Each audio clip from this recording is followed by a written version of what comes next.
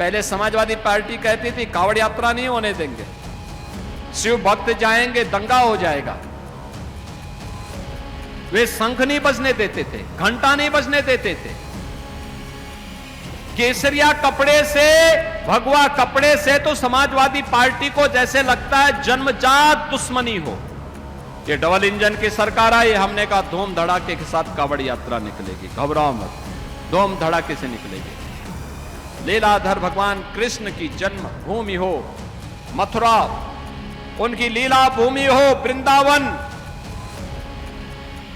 या फिर मैनपुरी इटावा हो, या फिर उत्तर प्रदेश के किसी भी जनपद में ये आयोजन भव्यता के साथ हो रहे हैं। पहले ये पैसा कब्रिस्तान की बाउंड्री वाल के लिए चला जाता था, अब कब्रिस्तान की बाउंड्री नहीं, अब मंदिरों के सुंदरीकरण में पैसा खर्च हो रहा है। उत्तर प्रदेश को विकसित उत्तर प्रदेश बनना है तो मैनपुरी को विकसित बनना पड़ेगा, और मैनपुरी के विकसित बनने के लिए आवश्यक है कि मैनपुरी और करहल की हर विधानसभा, हर विकास खंड विकसित बने, कि अन्नदाता किसान को 10 घंटे बिजली मिलनी चाहिए। ये जरूर मिलेगी, जरूर मिलेगी, हम लोग 10 घंटे बिजली देंगे किसान को। समाजवादी पार्टी ने इस पहचान के सामने प्रश्न लगा दिया था, प्रश्न चिन्ह लगा दिया था। हमने उस प्रश्न चिन्ह को मिटा करके आज आपको एक पहचान दिलवाई है। डबल इंजन की भारतीय जनता पार्टी की सरकार ने किया है। तो प्रदेश पिछड़ जाएगा, और प्रदेश पिछड़ जाएगा तो देश भी विकास नहीं कर पाएगा। और इसलिए उत्तर प्रदेश को विकसित उत्तर प्रदेश बनना है तो मैनपुरी को विकसित बनना पड़ेगा, और मैनपुरी के विकसित बनने के लिए आवश्यक है कि मैनपुरी और करहल की हर विधानसभा, हर विकास खंड विकसित बने, और उसी की कार्य योजना को आजकल हम लोग कार्य करके उसको आगे बढ़ा रहे हैं। हर नौजवान के हाथ को काम हो, हर अन्नदाता किसान के खेत को पानी हो। अभी यहां पे कह रहे थे जयवीर सिंह जी कि अन्नदाता किसान को 10 घंटे बिजली मिलनी चाहिए। ये जरूर मिलेगी, जरूर मिलेगी, हम लोग 10 घंटे बिजली देंगे किसान को, और मिलना भी चाहिए, मिलना भी चाहिए। मैं इस जुलाई के महीने में इसलिए आया हूं आज, जिससे देख सकूं कि पानी की स्थिति क्या है, बरसात की स्थिति क्या है, फसल का भी मुआयना इसी बहाने हम लोग कर लेते हैं, और उसी तरीके से फिर सुविधाओं को भी आकलन करके उसको आगे बढ़ाते हैं।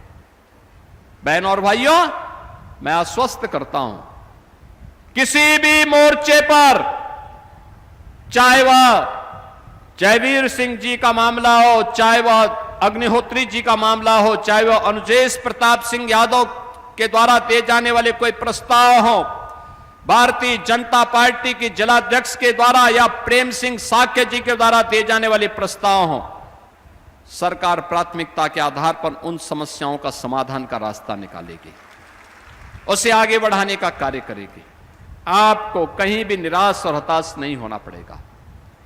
याद रखना, किसी व्यक्ति का जीवन हो, परिवार का या समाज के सामने किसी जनपद की पहचान का मामला हो, वो महत्वपूर्ण होता है। समाजवादी पार्टी ने इस पहचान के सामने प्रश्न लगा दिया था, प्रश्न चिन्ह लगा दिया था। हमने उस प्रश्न चिन्ह को मिटा करके आज आपको एक पहचान दिलवाई है। डबल इंजन की भारतीय जनता पार्टी की सरकार ने किया है। आज तो कोई रोकता नहीं कावड़ यात्रा को, अब कोई कावड़ यात्रा को नहीं रोक सकता। सावन का महीना आने वाला है, 29 जुलाई को गुरु पूर्णिमा है, और उसके उपरांत सावन का महीना लग जाएगा। कावड़ यात्राएं शुरू हो गई हैं। पहले समाजवादी पार्टी कहती थी कावड़ यात्रा नहीं होने देंगे, शिव भक्त जाएंगे दंगा हो जाएगा।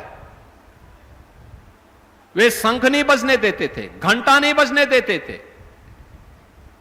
केसरिया कपड़े से, भगवा कपड़े से तो समाजवादी पार्टी को जैसे लगता है जन्मजात दुश्मनी हो। ये डबल इंजन की सरकार आई, हमने कहा धूम धड़ाके के साथ कावड़ यात्रा निकलेगी, घबराओ मत, धूम धड़ाके से निकलेगी। जो लोग रोक लगाते थे, हमने कहा देखो रोक कोई नहीं लगाएगा। हम सुविधा देंगे और अनुशासित तरीके से शिव भक्त जाकर के कावड़ यात्रा निकालेगा, यात्रा जल लेकर के आएगा, शिवालयों में जलाभिषेक करेगा, प्रदेश के कल्याण का कामना करेगा। जन्माष्टमी के आयोजन को अब कोई रोक नहीं सकता। लीलाधर भगवान कृष्ण की जन्म भूमि हो मथुरा, उनकी लीला भूमि हो वृंदावन, या फिर मैनपुरी इटावा हो, या फिर उत्तर प्रदेश के किसी भी जनपद में, यह आयोजन भव्यता के साथ हो रहे हैं। हर थाने में होते हैं, हर पुलिस लाइन में, हर जेल में। हमने फिर से छूट दे दी, समाजवादी पार्टी ने रोक लगा दी थी। आज आप देखते होंगे पर्यटन और संस्कृति विभाग के द्वारा मंदिरों के सुंदरीकरण के कार्यक्रम को आगे बढ़ाया गया है। आज ये पैसा है, पहले ये पैसा कब्रिस्तान की बाउंड्री वाल के लिए चला जाता था। अब कब्रिस्तान की बाउंड्री नहीं, अब मंदिरों के सुंदरीकरण में पैसा खर्च हो रहा है। सोच सोच की फर्क है। वे हमारे पर्व और त्योहार को रोकते थे, मंदिरों का पैसा कब्रिस्तान की बाउंड्री वाल में खर्च करते थे, विकास की योजनाओं का पैसा अपने परिवार के विकास में लगा देते थे, और गरीब टकटकी निगाहों से देखता रहता था। छात्र की छात्रवृत्ति नहीं आती थी, नौजवान की नौकरी चली जाती थी, महिला स्वावलंबन के नाम पर सुरक्षा का संकट खड़ा कर देते थे। आज बहनों और भाइयों, इनसे यूपी उभर चुका है। नए यूपी के लिए आपका जो भी राय होगी, उस नए और विकसित यूपी के लिए मैनपुरी को भी तैयार होना है। और मैनपुरी को तैयार करने के लिए आज मुझे आपके बीच में 682 करोड़ रुपए की इन परियोजनाओं की सौगात देने का अवसर प्राप्त हुआ है। बहनों और भाइयों, आज के इस आयोजन के अवसर पर मैं आपको बताना चाहूंगा कि यहां पर जो कार्यक्रम हुए हैं, इन कार्यक्रमों के तहत आज हम जिन परियोजनाओं की सौगात यहां के लोगों को दे रहे हैं, इनमें हमने अब तक जो किया है, खासतौर पर फर्रुखाबाद गंगा एक्सप्रेस वे का जो लिंक एक्सप्रेस वे बन रहा है शाहजहांपुर से फर्रुखाबाद होते हुए, इस परियोजना को हम आगरा लखनऊ एक्सप्रेस वे और बुंदेलखंड एक्सप्रेस वे से जोड़ने की भी योजना बना रहे हैं, जिसमें जनपद मैनपुरी से इटावा, फर्रुखाबाद, कन्नौज, एटा, अलीगढ़, कानपुर, लखनऊ, शाहजहांपुर, हरदोई, बरेली के लिए भी एक बेहतर कनेक्टिविटी इसके माध्यम से प्राप्त हो पाएगी। 292 करोड़ रुपए की लागत से सिकोहाबाद भोगांव नेशनल हाईवे 84 पर 4 लेन मार्ग के निर्माण और सुदृढ़ीकरण का कार्य पूरा हो चुका है। और यहां पर जो पहले भी बताया, निचली गंग नहर प्रणाली पुनर्वास और आधुनिकीकरण का कार्य हुआ है, पेयजल की पुनर्गठन योजना का कार्य हुआ है, आश्रम पद्धति विद्यालय बेघर बेवर का भी निर्माण हुआ है, राजकीय इंजीनियरिंग कॉलेज का काम पूरा हो चुका है और सैनिक स्कूल का काम भी पहले ही पूरा हो चुका है। अभी राजकीय पॉलिटेक्निक किसनी का निर्माण भी पूरा हुआ है। जिला चिकित्सालय 50 बेडेड क्रिटिकल केयर ब्लॉक का निर्माण हुआ है और 1495 करोड़ रुपए की लागत से जल जीवन मिशन के फेज 2 फेज 3 के अंतर्गत 1,77,000 से अधिक ग्रामीण परिवारों को स्वच्छ जल की आपूर्ति कराने की योजना भी यहां पे वर्तमान में निर्माणाधीन है। 63 करोड़ रुपए की लागत से यहां का प्रेक्षागृह, मल्टीपर्पज हॉल और सांस्कृतिक केंद्र का निर्माण भी चल रहा है। तो शीतला माता मंदिर के कॉरिडोर के निर्माण का कार्य भी चल रहा है। बहनों और भाइयों, आज यहां पर जिन परियोजनाओं का हम सौगात आपको उपलब्ध करवाने का कार्य कर रहे हैं, उन परियोजनाओं में ढेर सारे प्रोजेक्ट हैं जो इन दोनों विधानसभाओं को जोड़ने का काम कर रहे हैं और दोनों विधानसभाओं के लोगों को जिसका बेहतरीन लाभ यहां पे प्राप्त हो जाएगा। इसमें तमाम प्रकार के इंफ्रास्ट्रक्चर से जुड़े हुए प्रोजेक्ट भी हैं। और यहां के अन्य वे परियोजनाएं भी हैं जिन परियोजनाओं के माध्यम से यहां पर जैसे आलीपुर खेड़ा काली नदी मार्ग के चौड़ीकरण सुदृढ़ीकरण का कार्य, फायर स्टेशन मैनपुरी और फायर स्टेशन करहल के लोकार्पण का कार्य, राजकीय इंजीनियरिंग कॉलेज मैनपुरी के परिसर में bank, ATM, post office, cafeteria इत्यादि सुविधाओं के लिए कॉम्प्लेक्स के निर्माण का कार्य, उसका लोकार्पण, पुलिस लाइन में ट्रांजिट हॉस्टल के निर्माण का लोकार्पण, और मैनपुरी शहर, ये तो लोकार्पण हुआ है, मैनपुरी शहर में दक्षिणी बाईपास का शिलान्यास भी आज किया जा रहा है।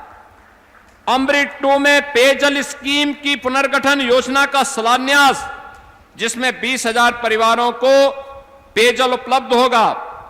मुख्यमंत्री मॉडल कंपोजिट विद्यालय नगला, जुला और घिरोर का भी शिलान्यास का कार्य हो रहा है, यानी पहली क्लास से लेकर के 12वीं क्लास तक एक ही कैंपस में अच्छी गुणवत्ता युक्त शिक्षा उपलब्ध करवाने का कार्य।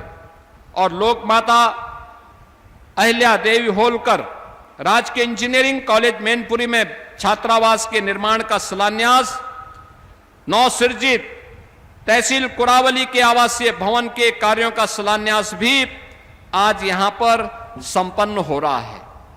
बहनों और भाइयों, विरासत हो या विकास, नौजवान हो या किसान, गरीब हो या फिर आधी आबादी महिलाओं के, बेटी और बहनों की सुरक्षा और उनके स्वावलंबन का प्रश्न, ये डबल इंजन की सरकार पूरी मजबूती के साथ उनके हितों के संवर्धन के लिए, उनके उत्थान के लिए कार्य करने के लिए संकल्पित है। आज इन सभी परियोजनाओं का पार आप सबको प्रदान करते मुझे अत्यंत आनंद की अनुभूति हो रही है। मैं एक बार फिर से आप सभी को इन परियोजनाओं की हृदय से बधाई देता हूं, अपनी शुभकामनाएं देता हूं और विश्वास करता हूं कि मैनपुरी विकास के प्रतिमान को आगे छूते हुए निरंतर गतिमान रहेगा और भारतीय जनता पार्टी के हमारे प्रत्याशियों को अपना आशीर्वाद प्रदान करता रहेगा। आप सबके प्रति मेरी मंगलमय शुभकामनाएं हैं। धन्यवाद। जय हिंद, जय जय श्री राम।